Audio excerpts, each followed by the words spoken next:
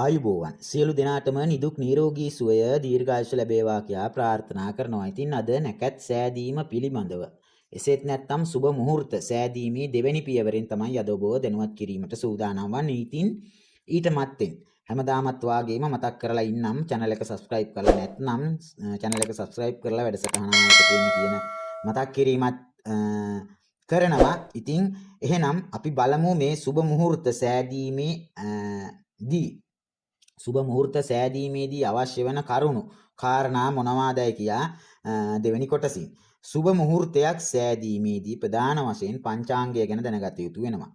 පංචාංගය ලෙස හඳුන්වන්නේ දිනය, නැකත, තිතිය, යෝගය සහ කර්ණය යන මේ අංග පහයි. දිනය, නැකත, තිතිය, යෝගය, කර්ණය යන මේ අංග පහ පංචාංගය ලෙස හැඳින්වීම සිදු කරනවා. සුබ මුහූර්තයක් සෑදීමේදී මෙම අංග පහ යහපත්ව තිබීම එසේත් නැතිනම් සුබ ලෙස තිබීම ඊටාම අවශ්‍ය කරුණක් වෙනවා.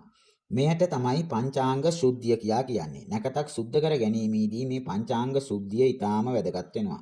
දිනෙන් ආයුෂත්, නැකතින් පෞදුරු වීමත්, තිතියෙන් ශ්‍රියාවත්, යෝගයෙන් නිරෝගී බව සහ කර්ණයෙන් කාර්ය සිදුවීම යන කරුණු බැලීම සිදු කරනවා. මුලින්ම අපි මේ දිනය ගැන බලමු. දිනය ග්‍රහයින්ට හිමි කර දීම සිදු කරලා තියෙනවා. ඒ කියන්නේ රවි ග්‍රහයට රිවිදා, එහෙමත් නැත්නම් ඉරිදා, සඳු ග්‍රහයට සඳුදා, අඟහරුට, එහෙම නැත්නම් කුජ ග්‍රහයට කුජදා. මෙන්න මේ ආකාරයට මේ දින සතියේ දින ඉරිදා සිට සෙනසුරාදා දක්වා දින ග්‍රහයින්ට වෙන් කර දීලා තියෙනවා. එහිදී පාපී ග්‍රහයින් ලෙස හඳුන්වන රවි, කුජ, ශනි වගේ ග්‍රහයින්ට අයිති ඉරිදා, අඟහරුවාදා, සෙනසුරාදා වැනි දින සුබ කටයුතු සඳහා යොදා ගැනීම සිදු කරන්නේ නැහැ. සඳු, බුධ, ගුරු, සිකුරු යන ග්‍රහයින්ට අයිති දින ලෙස හඳුන්වන සඳුදා, බදාදා, බ්‍රහස්පතින්දා, සිකුරාදා යන දිනයන් සුබ කටයුතු සඳහා යොදා ගැනීම සිදු කරනවා. ඉන් පසුව පංචාංගයේ දෙවෙනි අංගය වන නැකත ගැන අපි දැන් බලමු. නැකත් 27ක් තියෙනවා.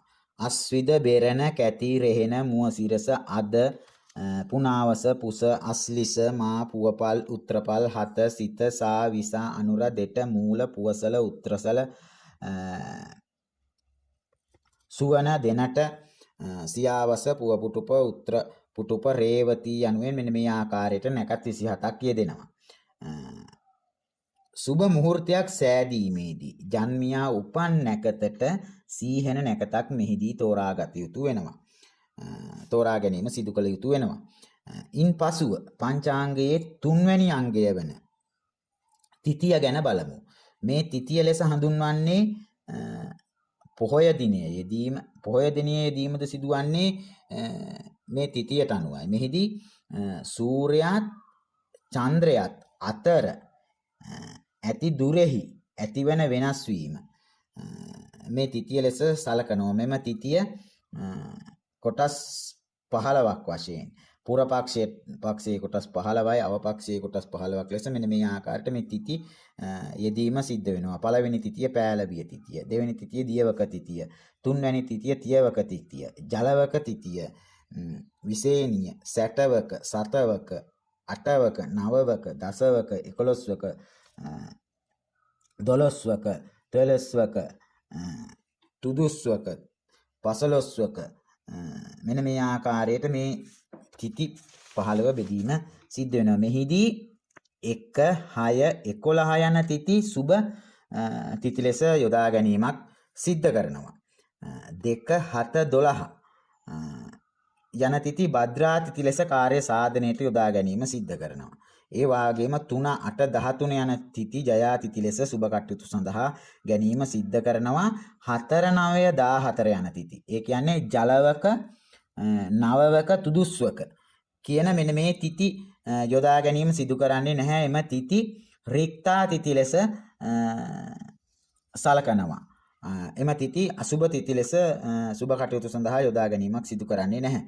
5, 10, 15 පූර්ණා යන තිති සුබ තිති ලෙස යොදා ගැනීම සිදු කරනවා. මෙහිදී 4 9 14 යන තිති සුබ තිති ලෙස යොදා ගැනීම සිදු කරන්නේ නැහැ. කිසිම මොනෑම ආකාරයකින්වත් සුබ කටයුතු සඳහා. මීළඟට පංචාංගයේ යෝගය ගැන බලමු. එක්වීම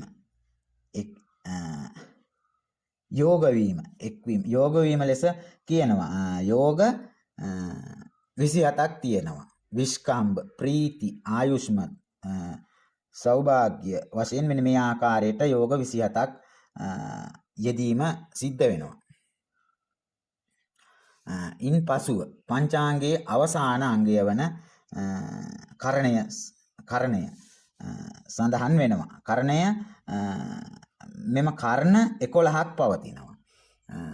චර කර්ණ වශයෙන් කර්ණ 7කුත්, ස්ථීර කර්ණ වශයෙන් කර්ණ 4කුත් යෙදීම සිදු වෙනවා.